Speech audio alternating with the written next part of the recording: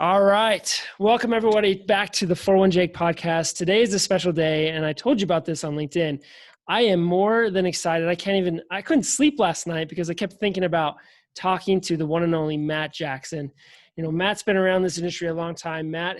He's written a top best-selling book. I'm not even going to say that right because he can tell you exactly what list he was on. He is a jiu-jitsu black belt. He is the president of 401k Maneuver. He is one of the guys that I really enjoy just talking to, even for just a couple of minutes about anything, because he has good advice whenever you ask him a question.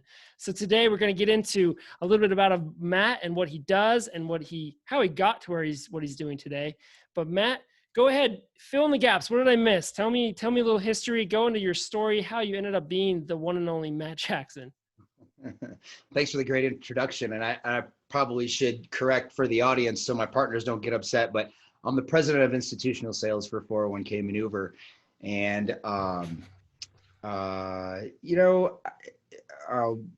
just to introduce myself really quickly, I am a fiduciary financial advisor. I've been a Series 65 advisor my entire career. I've been in this industry, thankfully, since 1999. And I absolutely love it. You know, my ability to help good people is what really drives me to just be my best every single day. And I come from a really humble beginnings. I mean, really from nothing. 30 years ago, I was riding a shovel, honestly. And I worked as a foreman for a commercial landscape installation company. And boy, I could dig with them. I dig with the best of them. Nobody could outdig me. And so I learned how to ride a shovel really good. And then that evolved into driving a skid loader, then a backhoe, then a track hoe, then, bigger and bigger equipment. And I remember the last year that I was in the business as I was riding a shovel one day, sucking in all the dust from a really windy day, thinking, you know what? All the guys that I'm looking around this job site that are 65, they don't have the healthiest of lifestyles. Many of them are, upset that they have a broken relationship with their spouse. They probably don't talk to their kids. Many of them are alcoholics. Very few of them know how to handle money. Do I really want to end up like this? And the answer was no. I love all those people because they're hardworking. They're really what, in my mind, a large part of what makes America what it is. Hardworking, good people just grinding it out. So I'll always be a blue collar guy. But I just realized that the one thing that controls everything that we do, whether we like it or not, is money. And that was a place that I was very weak. I'm the son of a teacher. And my mother was before she passed, a secretary for a principal, my stepfather, judge, and they never taught me really intricately about money. Everything was on a macro scale. And so I left college going, man, I don't know what the heck I'm supposed to do about money except just maximize my retirement. And that was really about it. So as I transitioned to this career in 1999, it just really emboldened me that like those people that I left behind in the job site, we can't leave behind when it comes to financial planning because they need our help. And it doesn't matter to me, who you are, where you come from, what country you originated in, like you deserve every chance to live the American dream. And so that's just one of the things that's in my soul when I think about the decisions that I have to make in business, in my personal relationships, in my spiritual relationship is like, how am I going to represent the blue collar people? How am I going to make them proud? And what am I going to do in my industry that they're begging for, that they need, want, and deserve that my industry isn't providing? How can I be their champion? That's Matt Jackson. No, I love that, Matt. I think that really powerful why you do what you do, especially when you end up in the 401k retirement space, it has to be around a similar story, right? You have to understand that most of us get up every day and we work hard, whether we stay at home with our kids or where we go to a job, whether we're inside or outside. We're all kind of in the back of our head thinking, one day I'm going to have a better day. I'm going to not have to go to work. I'm going to be able to enjoy it. and we work for years and years and years just hoping that we get there. But a lot of us don't have that clarity, that confidence. And so it's been really fun for me to have that why myself, because I see too many people worried about it. And there's been so much update and change to this industry over the years that it's sometimes hard to navigate, especially if you don't have that upbringing in a financial, household where anybody taught you anything.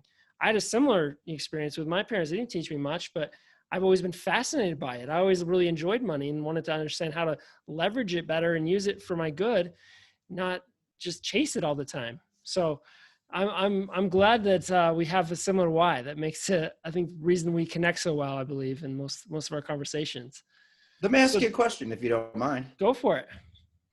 When you first started in the business, were you always focused on helping people, or was it like, ooh, I got to make a buck? And if it was, how did you make the transition from, ooh, man, I got to make sure that I make my monthly goals so I can achieve my personal financial goals, to I'm in it for the why? How did you make that transition, if you did, if you had to? That's a great question. It's one that I'm trying to change the answer for my kids, because I came up in, I think most of us do, in high school, junior high and high school, thinking, all right, I got to go to college. And then once I finish college, I'm going to go get a job. And I'm going to work my way up that company. I'm going to stick around and I'm going to be a good, solid employee. I'm going to show up on time. And I started to question what was going on. Like, why was I doing what I was doing? I kept asking, the different management or leaders I had, saying, well, why do you want it that way? And they would, depending on who I was dealing with, would have a good answer or a bad answer. And I kept getting just more curious about the way things worked as far as when you had a job. And I think I hit a certain point, in the middle of my career where I made a shift to a huge investment bank, and I was just miserable. And I got myself there because I made those decisions on my career based on chasing the next job, not thinking, how can I bring more value to the people I want to help? And we don't talk about that enough with our kids, with especially in school. We don't teach them that showing up for an hourly paid job, which is okay for some people, but for a lot of people, it's not enough. And if you can think it through earlier in life, you'll avoid a lot of mistakes. I can't imagine if I'd figured that out earlier. I mean, how much further I might have been, but I can't change that. So I look forward. And so I think it was just that point where I got rock bottom. Like, I didn't want to get out of bed. I didn't care if I made it to the office, that I had to change what I was doing. And I realized that I'm the only one that had the power to do that. So and you own it. Yeah. Right. Yeah. How about you? I mean, when did you always have this? I mean, I guess it was when you were, driving shovel and working in construction. How did you make that jump? Like, where did you all of a sudden get into the financial world? I got really ticked off at the financial world, and I had to put my foot down and say, enough is enough. Like, this greed-driven, money-driven, I think, like almost living in fear, like you don't have enough. So you always have to keep churning, going for more for money reasons. Is an easy rut, is an easy treadmill to get on. But if you get focused on, like, man, I've had enough of the inequities that's happening in my business, and I'm out there to make a difference in people's lives this particular way, then you don't have to price sell against everybody. You can bring your value because your principle is what sets you different from everybody else out there who's just trying to sell a plan or trying to sell some type of investment strategy or insurance product or whatever. And I have found, like, doing a lot of introspective, deep thinking about who I am and what I want to look like to others. I found that Simon Sinek has a great video. It's just Why on YouTube. I encourage everybody to look at it to figure out what your why is. Yeah, it's one of the best. When you get that, when you wear that on your chest, man or woman, or you have that emblazoned on your shield, and you go out there with passion, it makes the money will follow. You will never earn what you're truly worth unless you can communicate your value.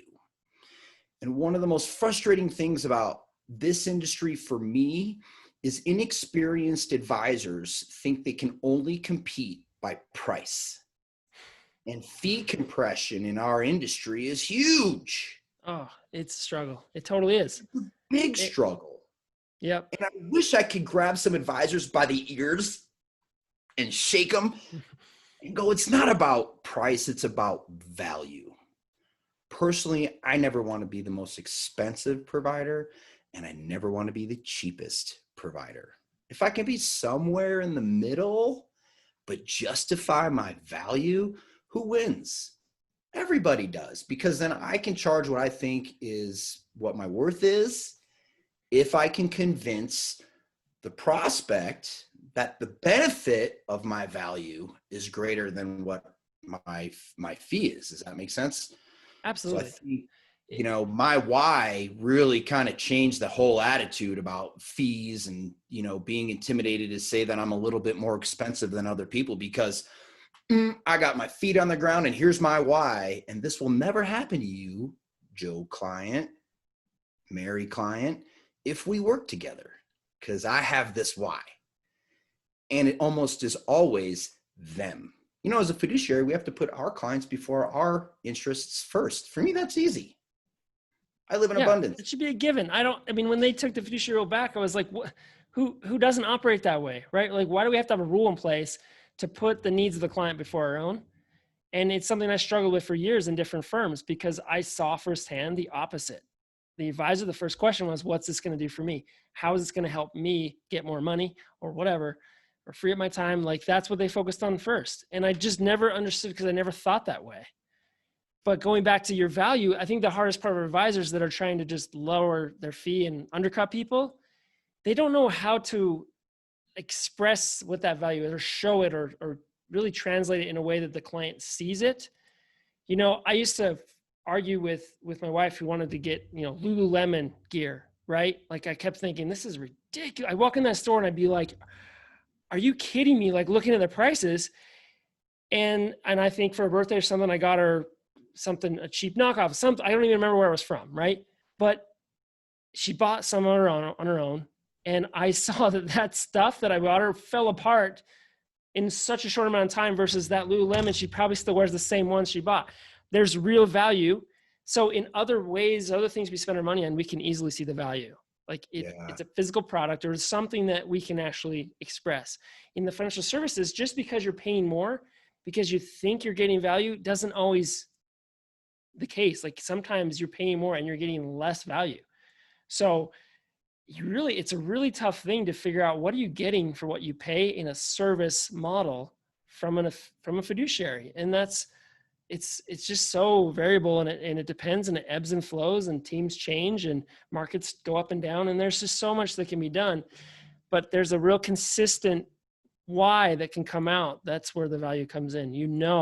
That this person's going to show up and they're going to do what's right, and you don't have to worry. And I think most advisors just don't know how to express that or show it. Well, it takes practice, and it takes a lot of discipline, and a lot of folks, even in our own industry, just don't want to do it, Yeah. And one of the secrets of my success is just daily discipline, bud. I don't do anything crazy. I just do it like clockwork. And that step in the right direction every day, all of a sudden you wake up one day and you're way up here, And it's just because it's just every single day. And I think that's one of the problems in our industry. Folks get licensed in our industry and they think, okay, I've got a 7, a 66, a 65, whatever. As soon as I earn that license, poof, you're a millionaire, and you got to act and look like a millionaire and speak like a millionaire because you're a financial advisor. The truth is that you're going to take your lumps and you're going to start at the bottom like everybody else. And I would challenge the viewers and the listeners to think about their practice in the regard that, if you're always selling price, how do you get off the hamster wheel? You'll always be talking about price. But if you can talk about value, then you can develop around your why and prices. Most business owners, from my experience, they're going to get 3 quotes from 3 different companies. They're going to take the cheapest one, and they'll take the other 2, and most often they'll take the most expensive one. They're like, maybe I should talk to this guy in the middle a little bit more. right?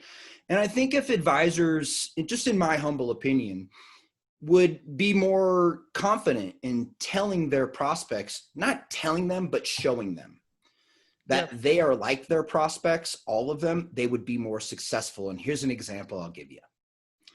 If you're working on the plains of Colorado, I live in Fort Collins, not far from the Eastern Plains. And I go to the Eastern Plains and I'm working at a manufacturing company, but I'm driving a $130,000 car, wearing a $400 tailor-made shirt to me, and a $500 tie and $500 Ferragamo shoes. Do you think I can relate?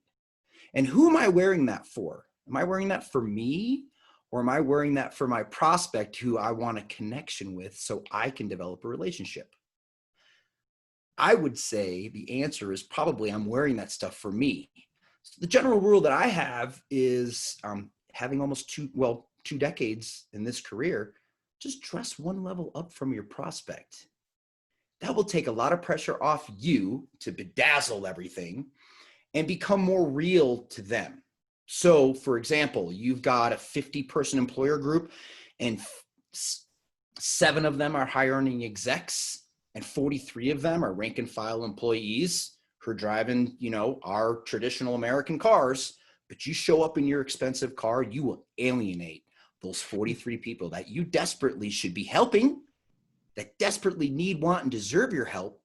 And so instead of driving maybe a 4-year-old pickup truck, a nice truck, or a 4-year-old car, and maybe wear a t-shirt and a sport coat, would you be able to help more people because they're less intimidated to talk to you? Or would you be harming their opportunity to get really good help from somebody like yourself?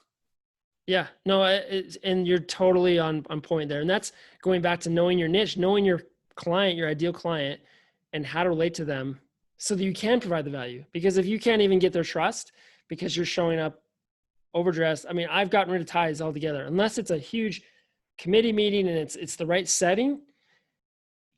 I'm not doing that. And I've found I've watched very closely. More people are reaching out. More people are texting me back. More people feel like they actually can get real help from us. And I'm able to provide it because now they're actually reaching out. So I agree 100% with that. You absolutely got to do that.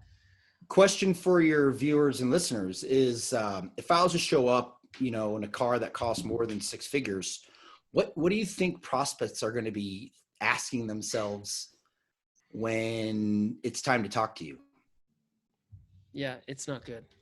Dude, I'm paying for that guy's car and I don't even like him.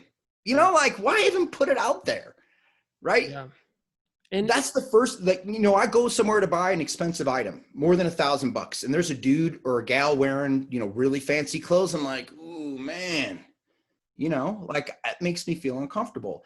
And our industry, in my humble opinion, doesn't get it because there's so many institutional shops that are out there that are just about production.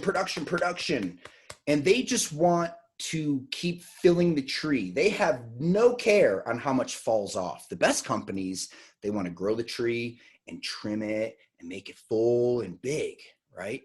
But a lot of these institutional carriers or providers know that a part of their marketing plan is hiring young people fresh to the industry, burning through their contact list. And then when they wash out because they have to do their own marketing, who cares? They got the roll up of the business that they really didn't have to pay for, right?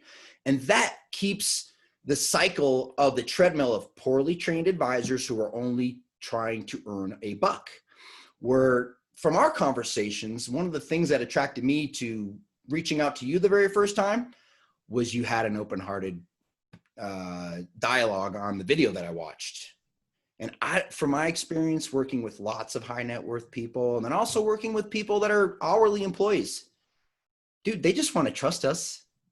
That's it. Yeah. And you get that trust right out the gate. It's not like you have to earn it. You have it when you start. You can ruin it really fast by not following through, by not being consistent. And that's where we drop the ball. And so it's sad. Like I was just gonna say, like that thought you just threw in my head when companies are bringing people in, they're putting them through that cycle. You look at the most plans sold each year is by Paychex and ADP. They're like far and above. Paychex even doubles ADP. It's massive. Do you know how many people I know that are amazing, incredible industry leaders as wholesalers and advisors? They all started there. I don't know any that stick around, right? Like they learn some great skills, but they don't stick around. Why? What is going on there? That's a really interesting topic we should dive into probably another time, but it's so true. We see it too often. Yeah. It's people spin out, as I did long time ago in my, I started for a big shop. I spun out because I felt the compensation was inequitable or was not equal. And when you put those kid gloves on your business and you're growing it and nurturing it, you want to try to earn as much compensation as possible, which bodes to the argument, like, why are you selling price? Right. Right. And so I don't think there's any great resources, in my opinion, to train new agents out there. I mean, if there was an organization that trained new agents and then let them own whatever business they built on their own, I think that would be a huge positive for our industry. Training alone, not only about how to sell a plan, but how to be a thoughtful, caring professional.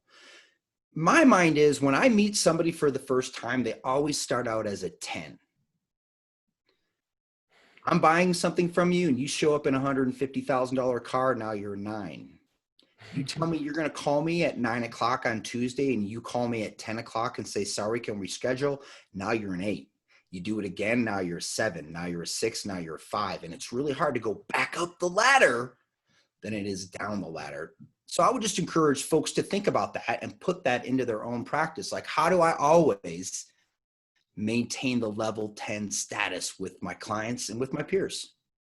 I love that. That's a great way to look at it. I think that, and that goes back to the core fundamental principles of what the practice needs to fulfill. And that comes from the bottom all the way up to the top.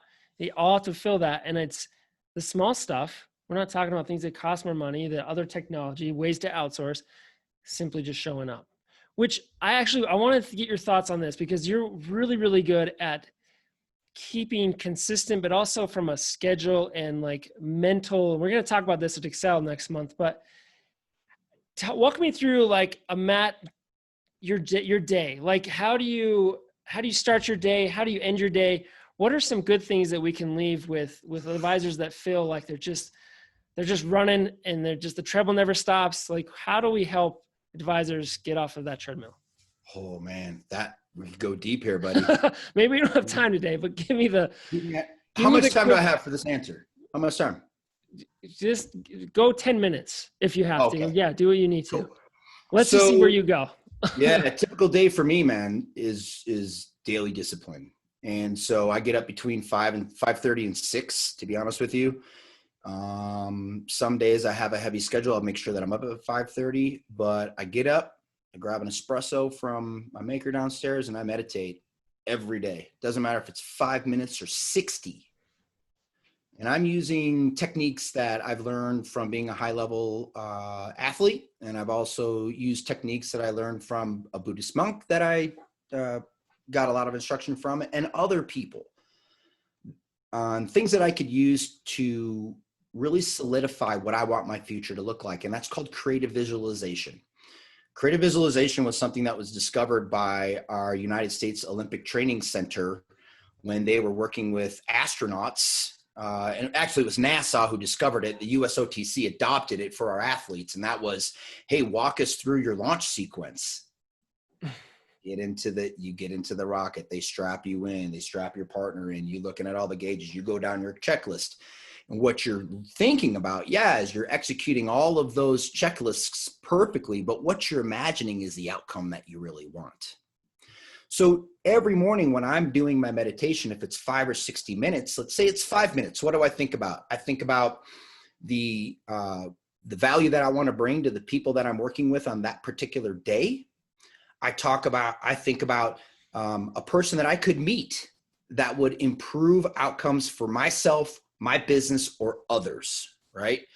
And then I get in this mode of just, how am I going to be the best that I can be? And that is, hey, I've got so much experience in this industry, and truthfully, everybody else that's listening to this or watching this, they do too. How can I use all those tools the best to help me be at my best today for the benefit of, and I name the people when I'm doing this in the mornings.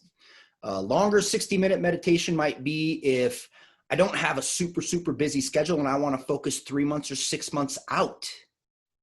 And so I'll start that day with gratitude and be thankful for the last 24 hours. And I try to think of 2 to 3 things. And this is no joke, every day. An attitude of gratitude wins because it makes you appreciative of your achievements. And one of the things that we as humans do very poorly is celebrate our wins.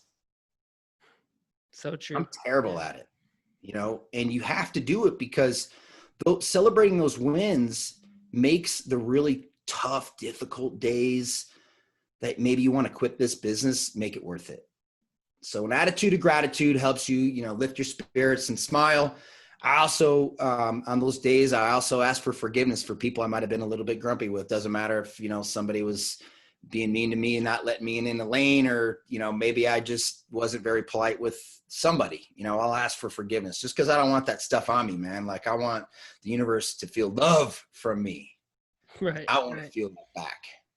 And so, one of the things with Brazilian Jiu-Jitsu, training for 11 years and just getting my brains beat out, becoming a tough person, helped me to realize like being in that attitude of love and being vulnerable and helping people with good intention is more powerful than telling people how much of a badass you are. Right? Yeah. And so, I love just to love on people and help them, no matter if they're, in my industry or if I got skin in the game in their growth and development or not. After that, like my schedule is regimented because usually it's, call. So I want to make sure that if I'm doing those calls, number one, I'm not stacking them too closely together in case they run over. And then at the end of the day, I always make time for my family. That's it, man. So, I forgot. I didn't put in there exercise and fitness. So I do a lot of different things for exercise and fitness. My favorite thing is Brazilian Jiu-Jitsu, just because I like to play rough. It's not for everybody, but it's for me. My next favorite thing is climbing indoors. I love climbing, just the experience I get, and being 49, still experiencing good range of motion and being flexible is important for me. Helps me to get away from the business. And this is huge. Whether you like to exercise or read or play instruments or do arts and crafts at your house, turning your mind off from your business for at least an hour a day is so powerful. And I have to constantly remind myself because there's a famous artist back in the 80s who said, my mind's on my money and my money's on my mind. That's it for me all the time. I had a buddy who's a lieutenant colonel in the Army asked me the other day, how do you stay on it? I'm like, dude, I'm always thinking about my business. If I'm having a conversation with somebody, I'm listening to learn, not to respond. And I'm listening to learn on just an idea I can get from Jake. Or, I've been doing these Retireaholics podcasts on Thursdays. Shout out to JD and all those guys that do that because I'm learning. 20 years in the business. Can I learn? You bet. Yeah. And I love it. It's what keeps me going in this industry. I get bored quick, Jake. And you strike me as the type of person who does too. Constantly learning. I mean, you have to be curious. If you think you know it all, like what's going to get you up in the morning? Like, how are you going to go out and face the next day? You have to always be curious. So being a voracious learner and seeker is next to having like an iron will or just good mental toughness is like my secret recipe of just how it all comes together, man. Awesome. I love it. And that's what I get every time I talk to you, I kind of feel this extra lift of energy because you're just on it. You're focused and you're driven, but not in a way that I feel threatened or like, oh, I wish I was that good. Like it lifts me up. And I think that's something that's contagious that I would like to see more advisors do in our industry. It's just so competitive and head to head, and we got to knock each other down because if he's winning, then I can't win. There is more than enough business for all of us to win and improve, and in turn will turn and change the lives of millions of Americans. But we got to help each other. We got to stop this competition with each other. We got to help each other. So I love it. You know, what may help that, because I agree, and I'm sorry, I just have to say this because it's important. If your listeners and people that are watching this can realize that the other independent advisors typically aren't their competition, but it's institutional companies that are, and they really realize that, then they can have brothers and sisters in arms on the independent channel, right? Exactly. Or just starting out. It's a $19 trillion industry, man. Like, how in the heck could you live in scarcity in a $19 trillion industry? Yeah. And there's big changes with these state mandates, requiring retirement plans. We're going to see a lot more opportunity because more and more businesses are going to have to do something or pay a fine. So we've got to get better, and we've got to learn how to leverage technology in the right places and not be scared of it and just stick with our old ways, which is, I think, it starts with your daily routine. If you don't have your daily routine right, you're not going to be organized for your client. And that's where you've got to understand, have self-awareness of what you love to do and what you're good at. You've got to find that mix of the two. I love chasing plans. I love it. It's really fun to hear about new opportunity and to get to know a new client and listen to them. But I don't like it because I don't like to go in and convince them. So there's some of that out there. And I think it's just knowing what you're good at and finding ways to do more of that, which I think is a good time to kind of talk about what you do to help advisors now. And it's a big problem, helping individuals and participants, employees, whatever you want to call them. I don't like the word participant. I just feel like it's too general. I mean, these are actual people with families, and I like to get to know them by name, but I don't deal with the thousands of, huge plans. But they don't know how to allocate their money. I mean, I had a call today just with a client with a whole group of employees. And that was the only question I got was, well, the market's back, but what do I do? How do I get through this year? I mean, I'm scared. Aren't we? And the question was, aren't we still down for the year? And I was like, no, we're up.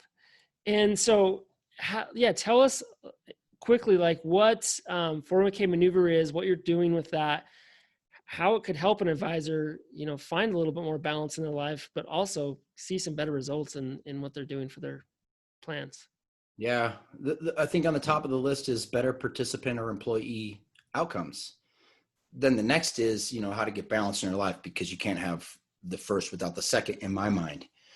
And so, what we've learned from COVID is that automation and technology really are your friend.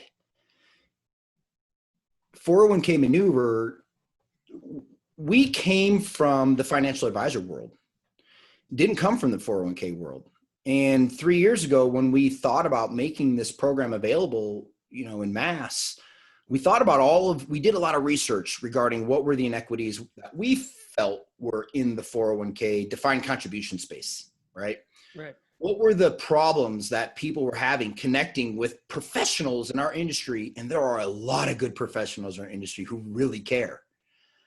But because of some of the things that we talked about earlier, general population, most employees have a hard time connecting or reaching out to good people like you and I. If we're not dressed right or we don't say the right language,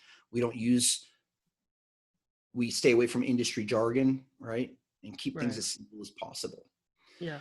So what we did with 401k maneuver was we looked at participant outcomes. And if we think about the hierarchy of standard of care when it comes to managing an account, we've got the buy and hold strategy. I would say that's the lowest standard of care.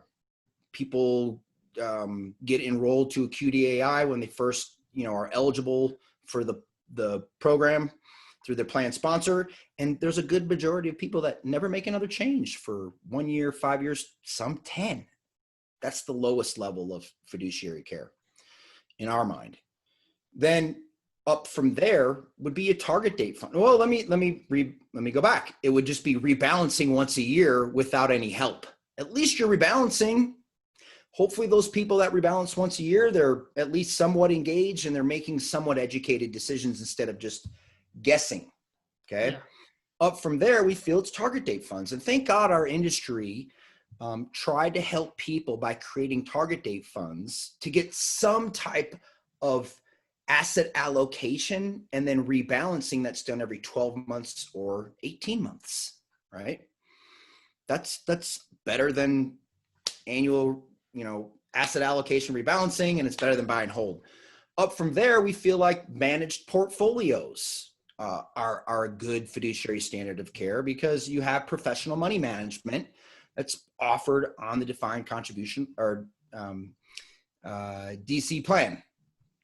And then from there, we looked at, well, why can't we give private independent advice to every single participant?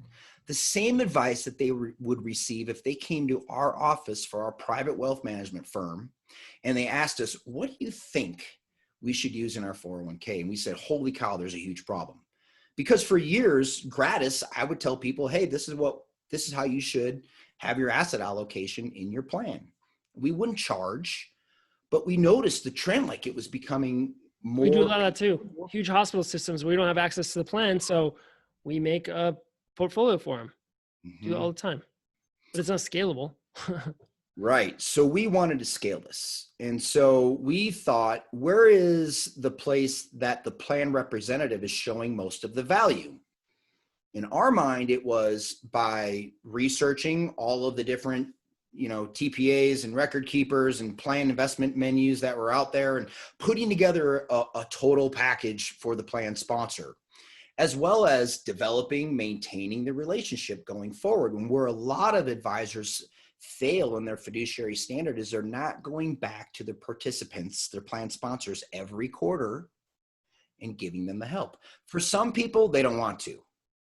For other professionals, they just can't because their book of business is too big.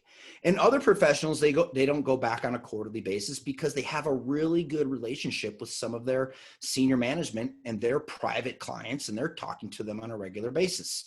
So we thought, according to our research, 80 to 90% of employees who are in defined contribution plans don't ever see their advisor, whether it's in 3 months, 6 months, 9 months, or a year, or I heard recently on another Zoom meeting, longer than that. And to me, not only is the plan sponsor, I shouldn't say me, but to our team, not only is the plan sponsor in jeopardy for breach of their fiduciary standard, which is to provide independent third-party advice, but they're not even doing it on a regular basis. So we thought, well, geez, what if we automated it? And we built on the strengths of the individual plan representative and said, we want to make you look even better than how you already look to your plan sponsor. How do we do that? We decrease fiduciary liability when giving private independent recommendations and education. More importantly, participant outcomes. Because when the participant feels like they're actually going forward, what do? They actually increase their salary deferrals. What else do? They open up their statement. Whoa, what an idea. I'm going to look at how my money's performing. Why do people avoid opening their statements or even creating a login for their defined contribution plan? Because they're hopeless. Confidence. Yeah, they have no confidence in what's going on. They just we'll see what happens. Right. So we created a platform that every single participant, no matter their age or their account balance, can get private, individual advice based upon who they are. Whereas this is the only thing that I'll say negative about a target date fund. They look at only somebody's expected date of retirement. They don't take into consideration who that individual is. So to a target date fund manager, it doesn't matter if you're a doctor in Maine, no disrespect, a janitor in Southern California, a nurse in Oregon, or a teacher in Florida. You're all the same. And it doesn't matter if the person in Maine is making 300 grand and the person in California is making 50. If they're the same age, they're treated exactly the same. To me, to our team, that just doesn't make sense. So we took it to the level of, hey, private wealth management is based upon somebody's tolerance to risk, right? That's one of the factors, as well as other things. And so we would rather have the participant tell us who they are and then use all of the menu of benefits that are available to them through their plan sponsor, made available by the plan representative, folks like yourself. And every single quarter, we will review each one of the enrolled participants' account, and we'll look at their individual tolerance to risk, current market conditions, as well as their fees, and we'll rebalance accordingly. So if you think about it, instead of just putting together a model portfolio and letting it sit for a year, take a much more professional approach. And we know through research that if you're quarterly rebalancing your account with professional help, as opposed to rebalancing your account once per year by yourself, you're going to get on average 3% more in return year in, year out. Yeah, I mean, that adds up to a lot over time, Jake. Yeah, it's critical. I think it's a really hot topic right now. Managed accounts is done in a variety of different ways. And I think the way that you're going about it is a way that supports the 401k advisor to do their role, which is where I've been in plans before where it was taken off, and I won't say the vendor, but you probably could guess which record keeper. And it was defaulted, the QDA was a managed account, but it was really just 5 models and they threw me in one. It was no different. They didn't know anything about my risk tolerance. They didn't question how I was going to retire, when I was going to retire, any of that stuff.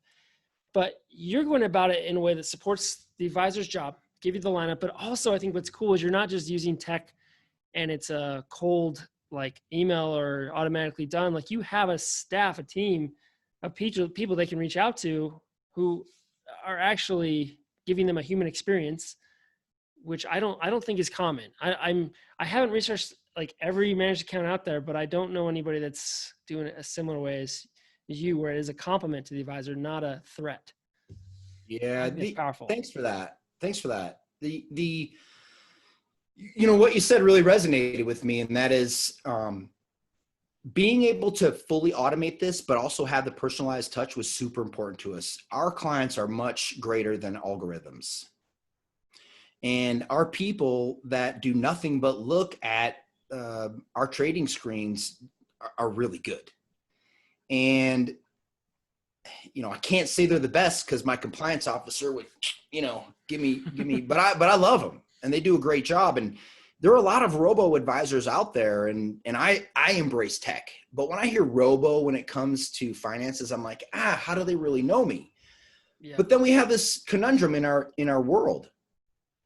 When you turn on the television, if you watch TV, or you're listening to your favorite streaming music on whatever your service is, you're getting ads about what?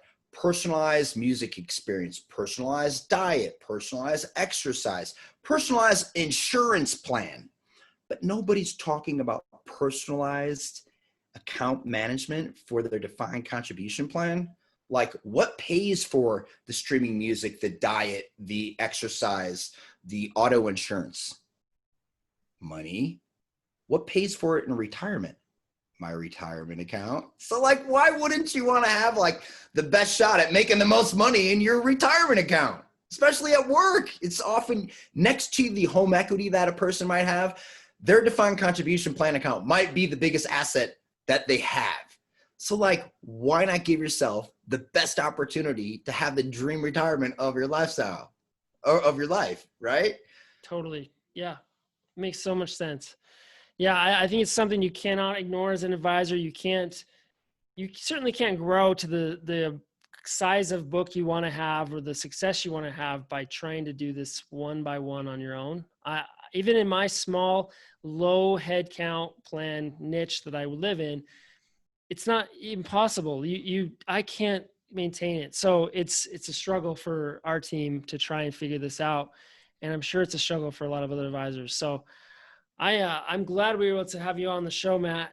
I got to wrap things up, but I think you're going to have to be another guest because we've got too much to dig through with your qualities and just your ability to help others lift up and be stronger. And I'm super pumped. Everyone can hear us again, actually in Excel next month, October 30th. That session's going to be on fire. You guys don't want to miss that. It's going to be awesome. And it's not going to be like wellness topic that you've ever No. attended in your life, you're not going to want to miss this. I mean, we've got major players. Janja Stout, what? You? What? Like, man, like I'm the anchor on this whole team.